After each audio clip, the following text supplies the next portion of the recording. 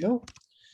I'm Dr. Rico Piccone. I am Dane's advisor and thesis advisor in particular. And this is Dane's thesis defense, which is in partial fulfillment of his Master of Science degree in mechanical engineering at St. Martin's University. So welcome. Hopefully you're in the right place. Otherwise, you're just in for a random but fun ride. So welcome. I recognize, I think, most of the folks here. So yeah, thanks for coming. I'll introduce Dane and then I'll let Dane take it away and do his presentation. There will be a short Q&A for the public after the presentation, and then the thesis committee will deliberate after that. So the public will be dismissed at that point. So it's my pleasure to introduce Dane Webb, who I've been working with for several years now as an undergraduate student and as a graduate student. And it's been a singular pleasure seeing him come into his own as an engineer. He's done really excellent work on his thesis project and preparing his thesis. So his thesis is titled Metastimuli for Human Learning via Machine Learning and Principal Component Analysis of Personal Information Graphs. So Dane, go ahead and take it away. All right, thank you for the introduction, Dr. Piccone. I'm gonna just get right into it.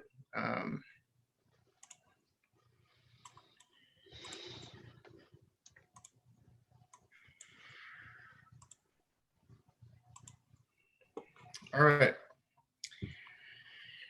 Metastimuli for human learning via machine learning and principal component analysis of personal information graphs. The enhancement of human learning through stimulation generated from atoms, which I want to be clear here, atoms are a basic unit of length. For our instance, we talk about text, so sentences and paragraphs. They are organized within a personal information management system, a PIMS. A PIMS, for an example, is a person's file system, which organizes and stores their information. PIMS was previously developed by Piccone and Powell and Piccone et al. These PIMS augmented stimuli are referred to as metastimuli. In figure 1 is a blueprint for the metastimulus generation, where a stimulus, and again is a text stimulus, a text-based stimulus, outputs an atom A to an embedder block.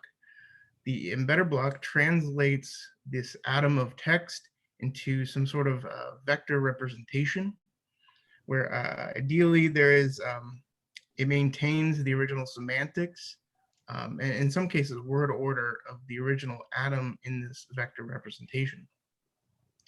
This vector representation is the atom embedding X, which is input into the PIMS artificial neural network. The PIMS artificial neural network is trained with a PIMS. This is the node space vector representation of atoms within the PIMS. The PIMS artificial neural network then outputs a prediction based on the mapping of the features from the atom embedding to an action, y hat, that is input to an actuator that then imparts a metastimulus to the user. Our objective is to create a system to improve human learning within a PIMS. One of the reasons we expect this will improve human learning is through the haptic bond effect from which is described in Friedenbach et al. The haptic bond effect is a theory that suggests that adding haptic modalities to traditionally visual and auditory modes of information transfer will improve learning rates. New information architecture developed by Piccone et al. allows for a PIMS to be naturally connected and automatically structured. A PIMS is the result of significant user cognition and acts as a processing layer for stimuli and creates a feedback loop where stimuli is reshaped. And finally, computation and natural language processing techniques have improved drastically, allowing for real-time processing of atoms into metastimuli. Although important to note, it is not necessary to have real-time translations. Some background into sort of the PIMS as an information architecture. Figure A is a hierarchical architecture, where hierarchical architectures are most found in kind of computer file systems. It's very intuitive for humans to understand.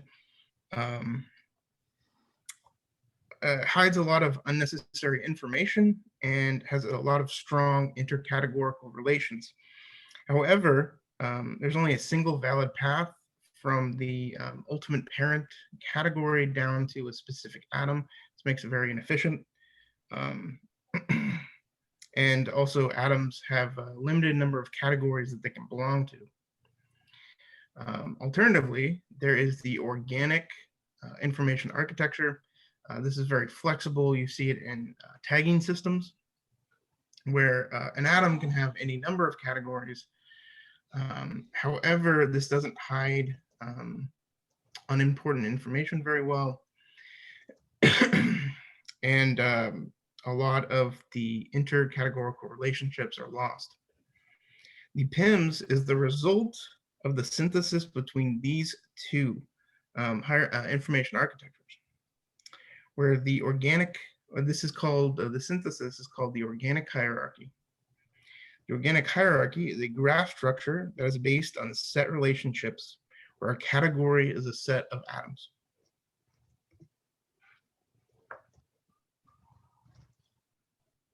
As mentioned before, we are using haptics as an actuator.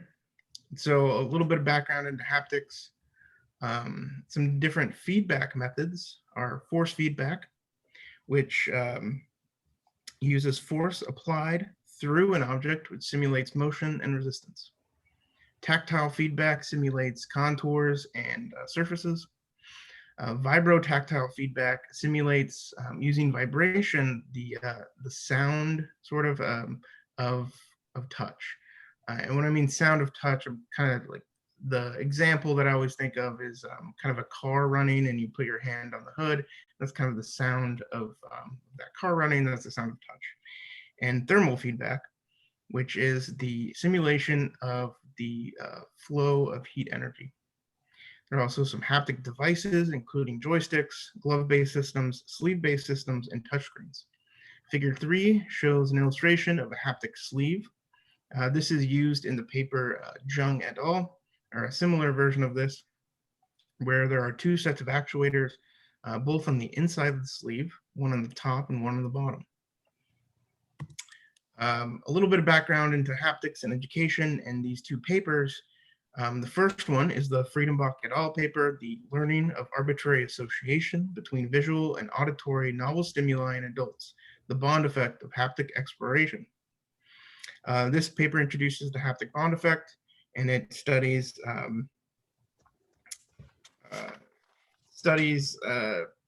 the effect of visual, auditory, visio-auditory, visio-haptic, audio-haptic, and visio-audio-haptic modes of information transfer and their effects on human learning. The speech communication through the skin, design of learning protocols, and initial findings by Jung et al.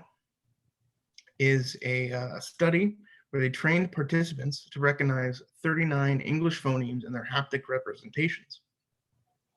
Participants were able to translate in real time haptic representations and into speech, a collection of these phonemes.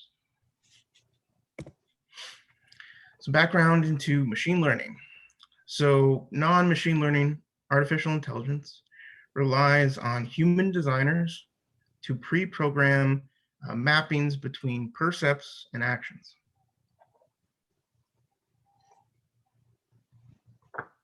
classical machine learning relies on designers to manually program in features that are important to the problem. Algorithm then learns how to map these features to actions. Feature learning maps designer determined features to actions via learned features and learned mappings. And then deep learning, which is our focus, learns both features and the mappings, and learns how to determine which features are important for the problem. So it learns from the very simple features to the very abstract features, even a lot of features that humans wouldn't necessarily understand are features or understand how they affect or relate to the problem set. This is sort of an outline of an artificial neural network, and very simple. Inputs is a set of pixels representing an image that needs to be identified as a dog, cat, or a fox, where the input is the image on the left of a dog, which is very easy for you and I to understand as a dog, but for a computer, not so easy. These inputs are randomly wired to a layer of artificial neurons. Each connection has a synaptic strength where each neuron combines the signal strengths coming into it. If the combined signal strength exceeds a threshold, the neuron outputs a strong signal. These layers of artificial neurons encode features from the simple to the abstract. If you see on the far left, we have very simple features of the image that are encoded. And as we move to the right, kind of forward through the network, as we think of it, these features kind of get more and more abstract that maybe we wouldn't recognize ourselves.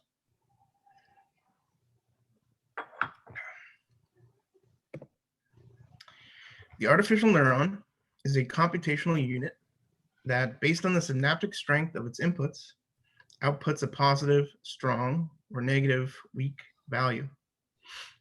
The neuron's activation, or what it fires, is calculated with this equation. The logit equals the bias, which is that threshold that I was talking about, plus the input x, the dot product of the weights. I also need to mention, so this is a linear equation, and all of these artificial neurons make up a layer. And going back to this slide, we want to have multiple layers because we want an increasing number of feature representations that are more and more abstract. And so when you have multiple layers of linear equations like that, you can just simplify it down into a single layer of one linear equation, which is we require depth. So therefore, we need to add an element of nonlinearity, and that is where the activation function comes in. All you need to know about the activation function is that it is a nonlinear equation that takes in the activation from the artificial neuron and outputs another value through a nonlinear function. Some terms that I want to find are the layers is the highest level building block of artificial neural networks. These collect artificial neurons where each artificial neuron in one layer contains the same activation function. Loss is a measure of how well a system is performing. Loss functions are the objective function in deep learning.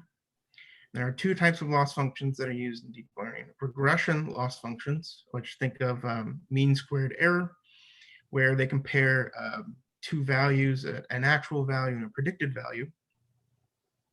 And classification loss functions, where this is sort of an example of a classification loss or a network that would use a classification loss, where there are multiple classes or categories to be classified. Dog, cat, and fox, where there is what's called a probability. And loss is calculated based on how many of these artificial neurons and how much of the network is saying the wrong answer. Where if a large part of the network is trying to classify this image as a cat or a fox, then it's going to be a large loss. We want to minimize loss, and we want the network to classify this image as a dog. In training, gradient descent optimizers are used to minimize the loss of the artificial neural networks. Weights of the neurons are adjusted through the backward pass. First off, the forward pass, I've kind of talked about already. It's information traveling forward through the network. In this case, left to right. As it goes forward, it collects loss values through multiple inputs. And at a certain point, we decided to do a backward pass. A backward pass, based on those loss values, adjusts the weights and biases, or simply just the weights, of each artificial neuron based on how they affected the outcome. So in this case, if you take an artificial neuron and it decided to give a strong signal to a cat for this image, that artificial neuron would have a high loss, and that artificial neuron would, the weights of that artificial neuron would be decreased. However, another neuron were to positively impact dog, being the classification, the weights of that neuron are increased. One final definition is epochs, and an epoch is simply just the network going through the entire data set, or training data set. In this case, artificial neural networks take, depending on the complexity and the amount of data, many epochs to train. These are some illustrations of possible results from training. The image on the far left, well, actually all these images are a problem set where we are trying to separate blue and red dots, where the dotted line is the solution to that. The image on the far left is an underfit solution, where the solution is just too simple for the problem set. In figure C on the far right, the solution that is overfit. While it perfectly separates the red and the blue dots, it's not a very general solution. And while it works for this sample, it's not going to work for many more samples, and it includes outliers that are probably just better not to include, which is shown in the just right, or the good fit in the center in figure B. And this is a much more generalized solution. It's not perfect, as there's a red dot on the blue side. However, this is going to be a much more general solution for many other samples like this.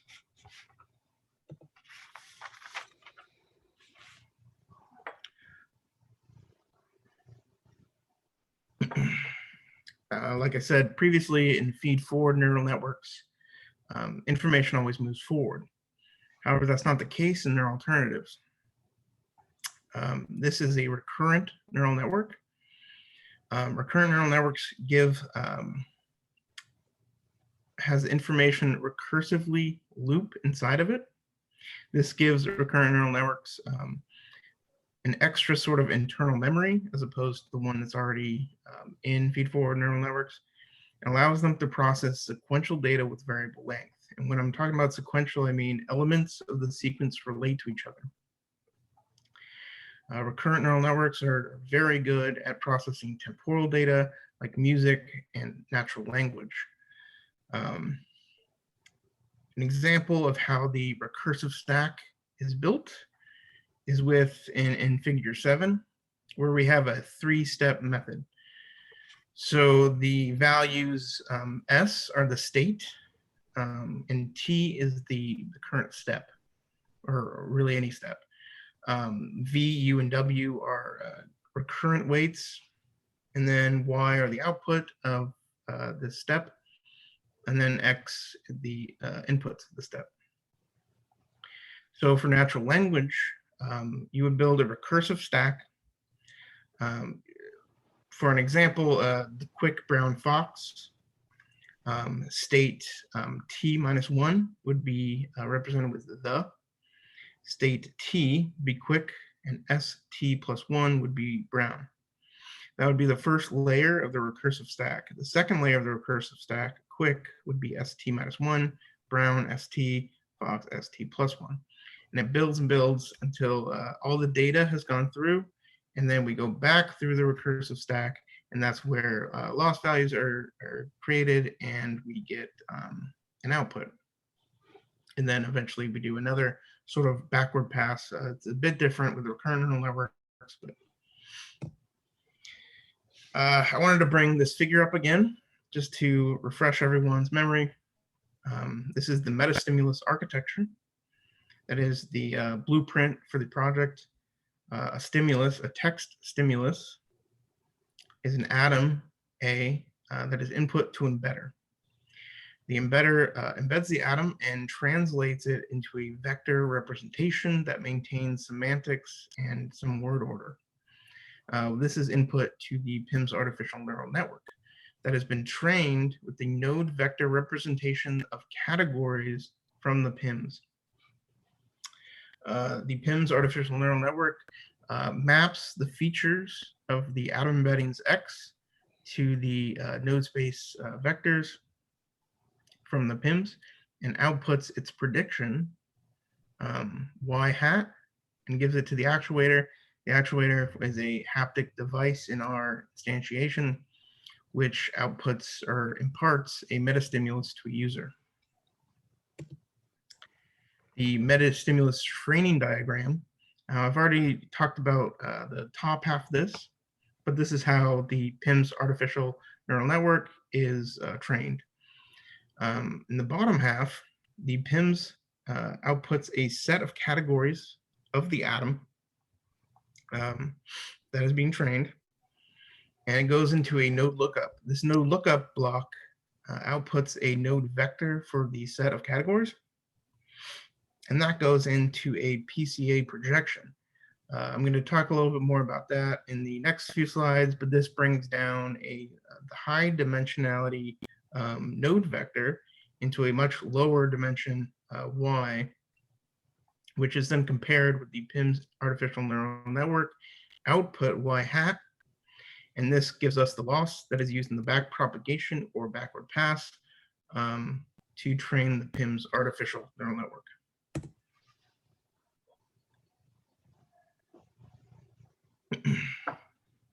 So why we need a PIMS filter? A 2x2 array of pins worn on a user's two arms may represent information in R4. PIMS node space dimensions n is nearly always significantly larger than the haptic dimensions m. Therefore, a reduction of dimensions from the PIMS is necessary to use with haptic devices. The PIMS filter works by having an atom with location in a PIMS that is identified. The atom is then mapped to its node space representation via its Euclidean commute time distance between other nodes. This creates a distance matrix where the eigenvectors and eigenvalues of this matrix are used to create a principal component analysis projection or PCA projection. A small demo is provided in figures A and B, where A is a demonstration PIMS, and the PCA projection or PIMS filter output projects the node space R14 of the PIMS above to R2.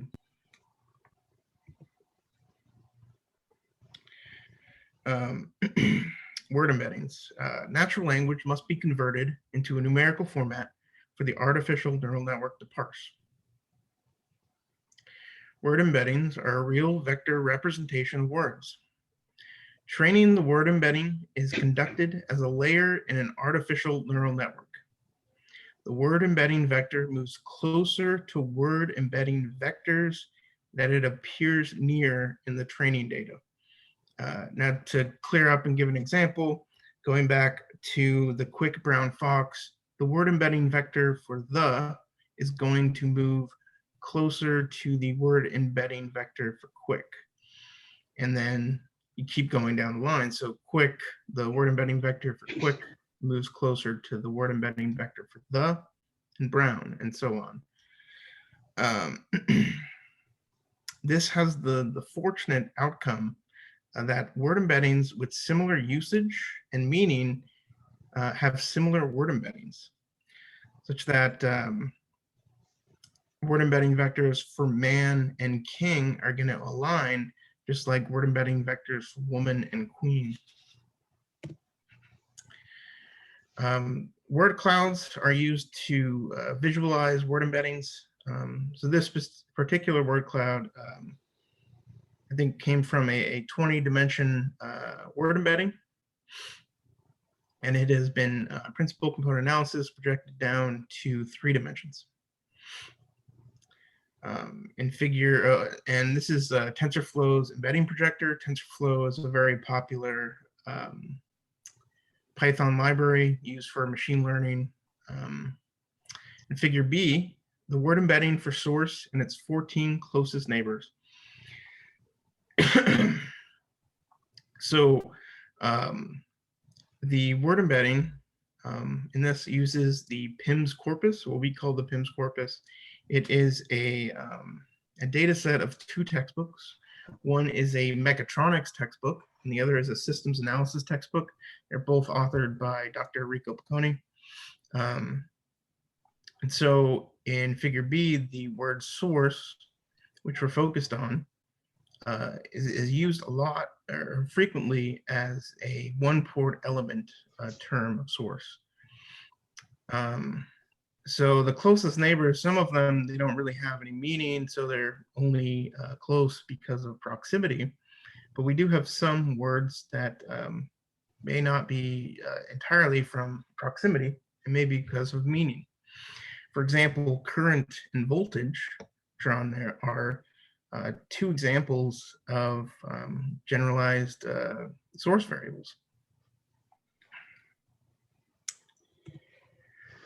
Atom embeddings. The embeddings X from the embedder block in both figures 8, which is the Metastimulus architecture, and figure 9, which is the training or Metastimulus training, are atom embeddings. The atom embeddings collate component word embeddings, that is, words of the paragraph. They represent semantics and order, or word order, in those paragraphs. Some example methods include the bag of words sum, which simply sums the component word embeddings of an atom to create an atom embedding.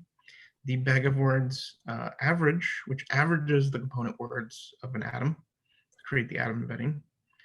Paragraph vector distributed memory initializes a atom vector or atom embedding vector and word embedding vectors, then trains them simultaneously. And then once training has been completed, then sums or averages, just like bag of words, into a single atom embedding vector. The nobla embedding is a novel method that we developed. It explores the concept of differential value meaning in words.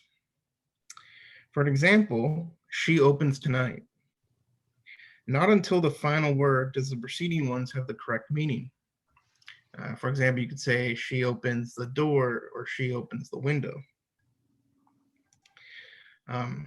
As the figure below demonstrates, this method essentially takes the sum of successive differences between word embeddings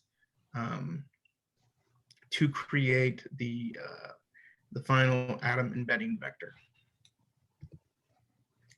The PIMS artificial neural network block in figure 8, which is the Metastimulus architecture, categorizes atoms to their projection, trains using the PCA projections from the PIMS filter, that is PCA projection and block in figure 9, which is the Metastimulus training.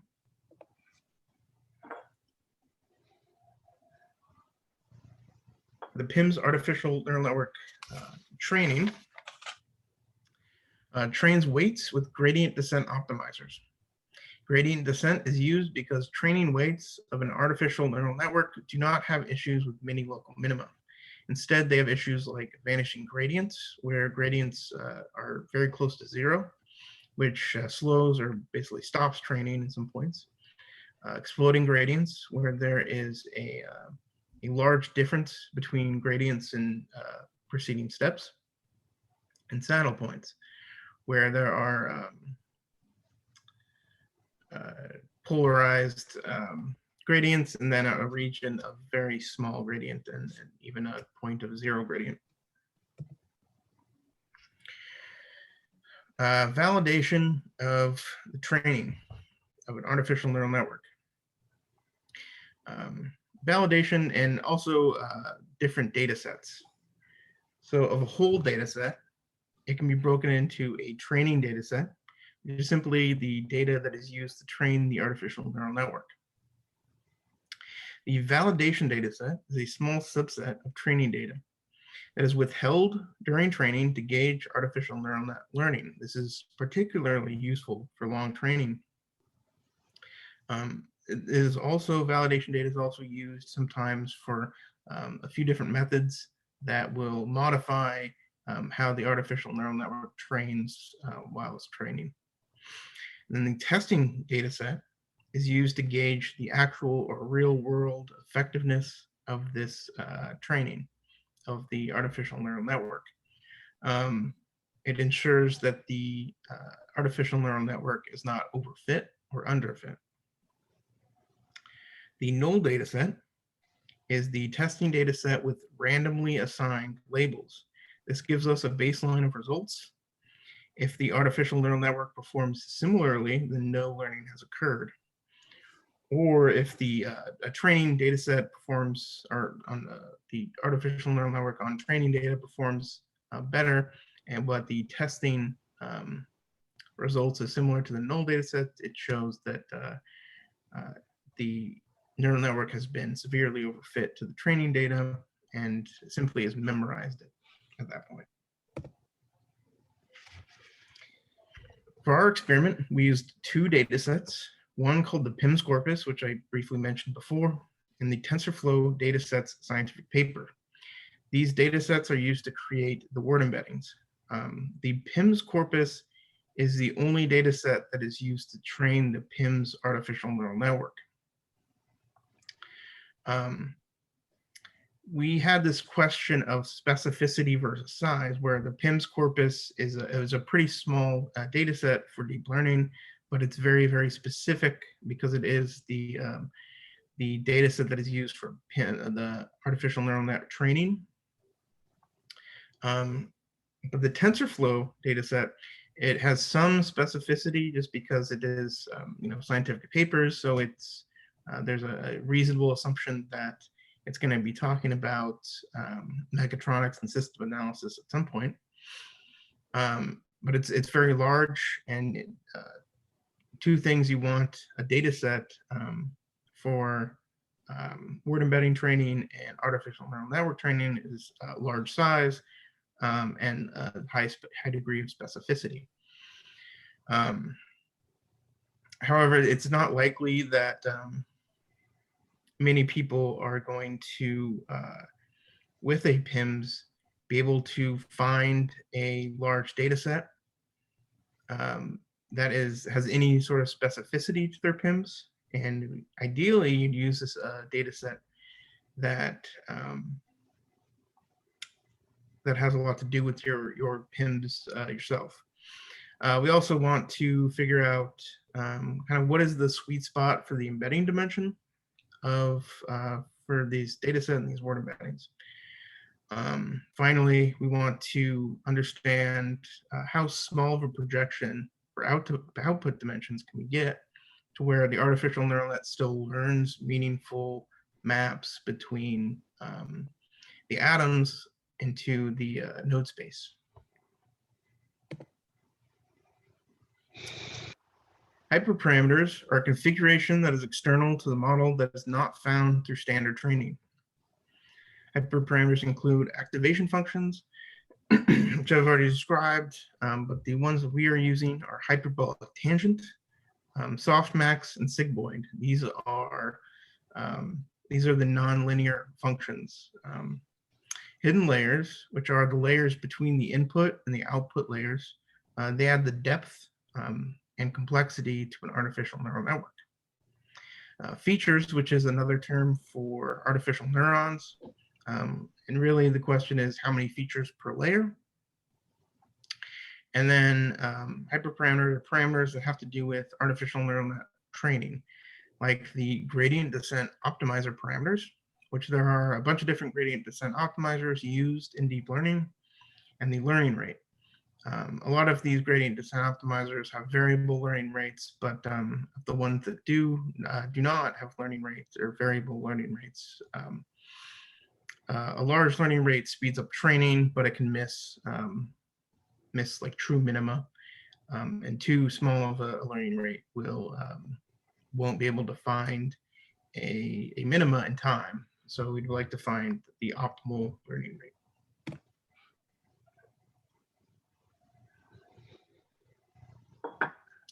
Hyperparameter optimization. Keras Tuner is a Python library that efficiently handles hyperparameter optimization. The Keras Tuner optimizers or tuners budget resources to find minima within the search space. Tuners in Keras Tuner include random search, Bayesian optimization, and hyperband.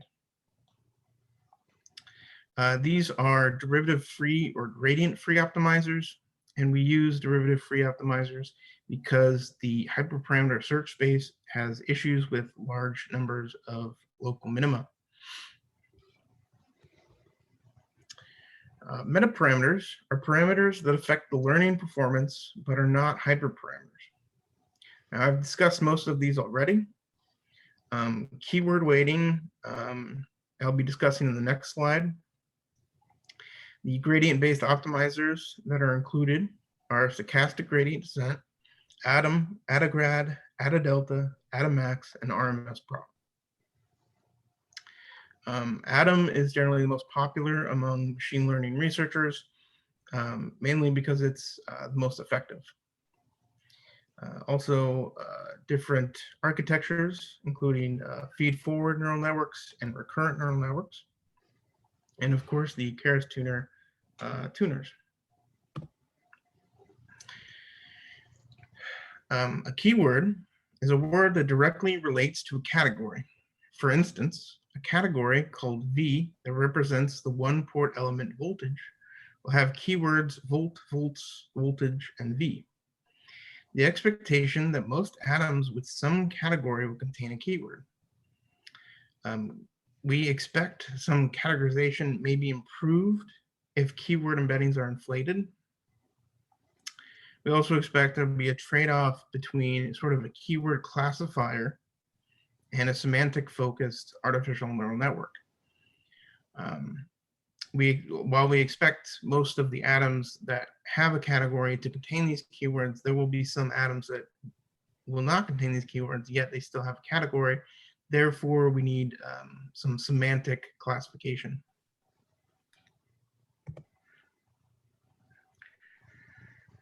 Metaparameter optimization, the search space is expected to contain many local minima, just like the hyperparameter search space. Therefore, we need a derivative-free optimization method. For this instance, we use a genetic algorithm. Because genetic algorithms are relatively easy to parallelize, there are few parameters to optimize, and they're good for discrete objective values. The genetic algorithm forms generations of metaparameter sets. The fitness of each metaparameter set model is found with a tuner during hyperparameter optimization. What is important here to understand is that there is sort of an outer loop that is doing the metaparameter optimization with the genetic algorithm, and then there's an inner loop that is doing the hyperparameter optimization with the Keras tuner. The results from the hyperparameter optimization for a specific metaparameter set is the fitness, which we call the fitness as to differentiate it from the loss of training, is what is used to measure which model or meta-parameter set is best. The best performing meta-parameters are more likely to have versions of them appear in future generations. The best models from the meta and hyperparameter optimization are fully trained, then used to predict the testing dataset vector representations of their categorization. Each component is compared, and a norm percent error is found for each prediction actual pair. We use this equation 1, to get the norm percent error, where the predicted value minus the actual value, the absolute value of that, divided by the difference between the maximum and the minimum actual value, or a whole actual value set, and then we get a percentage from that. These are the results of the best performing model. In figure A is the first dimensional component. I also want to mention that for regression networks, it is best to only have one output per artificial neural network. And for this model, there were 4 output dimensions. So therefore, we needed to train 4 different artificial neural networks to predict each component of each dimension. So figure A shows these components of dimension 1, where the blue bars are the predicted value, and the orange bars are the actual value. There are 100 randomly selected atoms that are compared here. In figure B is the norm percent error, where they line up with the bars in the figure A. As you can see, there are a few spikes in error, but for the most part, the average remains about 1%. This is a very strong result. Here is component 2, where still there's a few spikes in error, but for the most part, the average is pretty low. Component 3.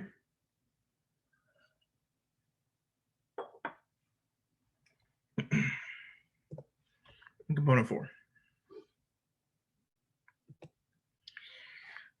We also represented the data in 3 dimensions, 3 of the 4, in 2 different ways.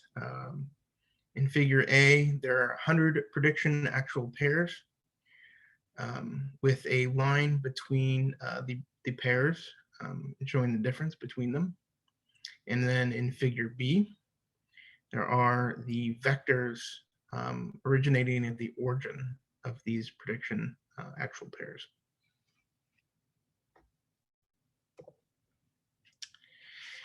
These are the training data, testing data, and null set data results for loss versus epochs. Each neural network was trained for 500 epochs. This was just a point that we decided on because we did not want the testing data to start overfitting, or the training data to start overfitting. And we wanted to compare everything equally, so with 500 epochs. As you can see, the training data loss always diminishes, but the testing data set loss sort of evens out fairly quickly. However, because it doesn't start to increase, that means there's still learning going on. The gray dotted line above is our baseline, that is the null set data loss.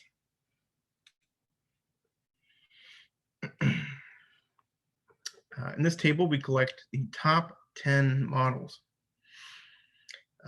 They are sorted by their fitness in the hyperparameter optimization runs, that is the inner loop.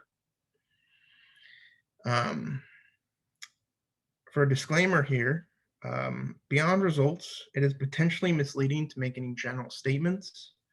However, with qualifications, some comparisons can be made between metaparameters. The first results is the corpus used to create the word embedding. As you can see, the top 8 performing models use the PIMS corpus. This demonstrates that a user can create their word embeddings strictly from their PIMS. They don't need to use an outside data set to create their word embeddings. Also, I want to focus on kind of the best performing model, and then also which the highest number of frequency in the top 10. As you'll see later. Input dimensions, there's not a whole lot you can say from this information other than it seems to prefer a fairly large input dimensions. The output dimension results are fairly surprising.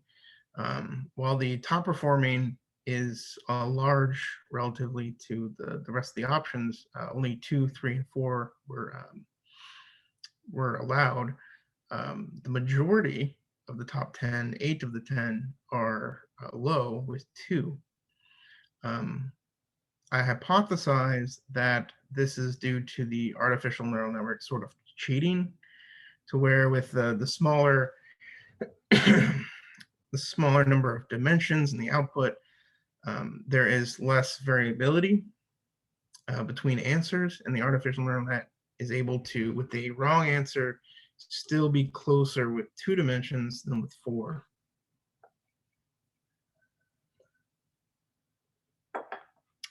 Another surprise is the keyword weighting, or the 2 best performing models do not use any keyword weighting. This demonstrates that maybe maybe semantics focus is the key to a better model, and that keyword classification is not necessary, and if anything, harms the results. Another surprise is that our developed novel atom embedding method, the nabla embedding, is the best performing atom embedding and the best performing model. This gives some credence to the effectiveness of the nabla embedding as an atom embedding method. There's not a whole lot that can be said about the gradient optimizer methods. However, I had expected the atom embedding method to be dominant. And the fact that it is not is interesting, but there's not a whole lot that can be said about this distribution. Another surprising fact is that the recurrent neural network is not as dominant, and I'm not sure why. We're going to leave this up as a sort of an open question. We still expect the recurrent neural network to be better, and it might just be that we need more runs to get more data. Finally, the hyperparameter optimization method that is best seems to be at the hyperband, which makes sense because Keras Tuner recommends to start out with the hyperband tuner. Although it does also recommend that you should try the different tuners because each tuner can be optimal depending on the problem set. And that's it.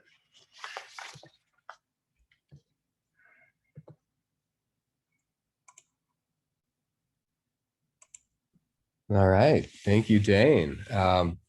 Let's thank Dane. I think maybe we can clap or do. That was a great presentation. Thank you. So we'll open it up for questions from the public. Wow, everybody got it at the same time, the clapping. Good.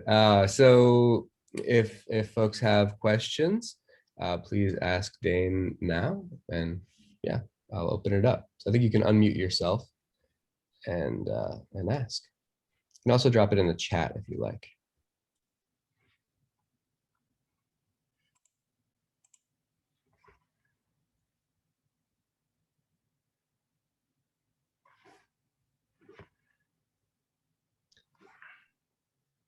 Well, I have a question that maybe you could take a look at for us. So with so many input dimensions that you had, I mean, like 20 plus input dimensions, why were you limiting your output dimensions to 2, 3, and 4? So as we kind of mentioned, the PIMS filter, we needed to reduce the PIMS node space vector dimensions down to something that a dimensionality that the haptic actuator would be able to use. Haptic actuators require, haptic devices require much lower dimensionality. We don't need to go down to 2, 3, or 4. That's a pretty small amount of dimensionality, even for a haptic device. However, this kind of demonstrates that we have a large range of values, large range of options for our output dimension. We can go down as low as 2 dimensions. Of course, we can obviously go higher as well. We don't expect higher dimensions of projection to negatively impact artificial neural network results. And the follow-up then, what would those dimensions, those output dimensions that you say are connected to the haptic dimensions, what would they look like in a haptic device, or like an example of a haptic device, what those dimensions would look like for that? Sure. So you can add dimensions by adding, so it's sort of, it's different modes of haptic feedback. So one mode would be like a pattern. So you that would be a dimension. So let's say a 4x6 array of actuators, different actuators in different locations together can form haptic feedback. And that would be one dimension. You could also add thermal feedback. That would be another dimension. You can add frequency, which is the frequency of vibration or frequency of touch. Intensity is another dimension. It goes on. Force feedback also would be an extra dimension. Great, thanks. Are there some others? Did some folks come up with any questions? Yeah. Okay. So yeah, I was kind of curious about the PCA. So is it kind of like similar to the clustering, that you're just clustering a group of like data or something like that? I might not be entirely familiar with what you mean with clustering, but a PCA projection looks for kind of the most important dimensions in a matrix. And this is with the eigenvalues and eigenvectors. The kind of so in a very large dimensionality matrix, the idea is that you can rank each dimension by how important it is, or how much information is there in those dimensions.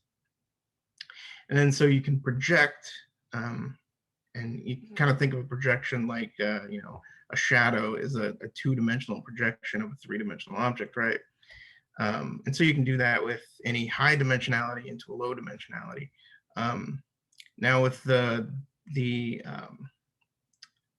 more extreme of a projection it is, the more data you're losing. So you ideally you want to project down to a larger dimension, or to a not too small of a dimension. Otherwise, you lose too much information.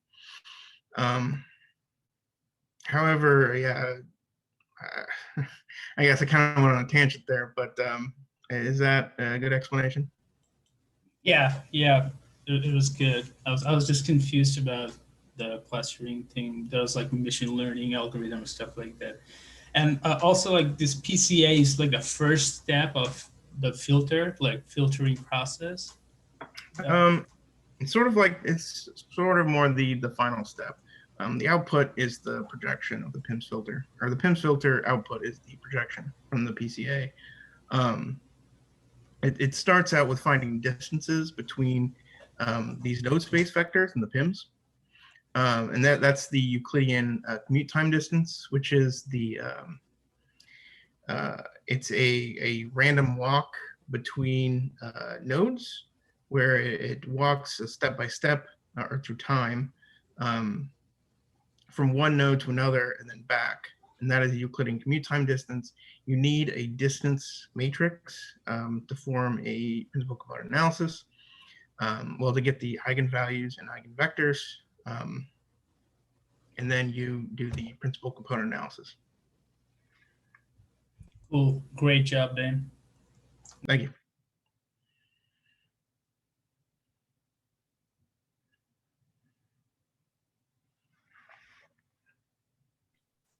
Great. Okay. Any other questions? And I think Dane is going to make some of this available later, so we'll probably have Tam send out an announcement about where you can find this information later, so you can take a deeper look into it if you're interested. So, yeah.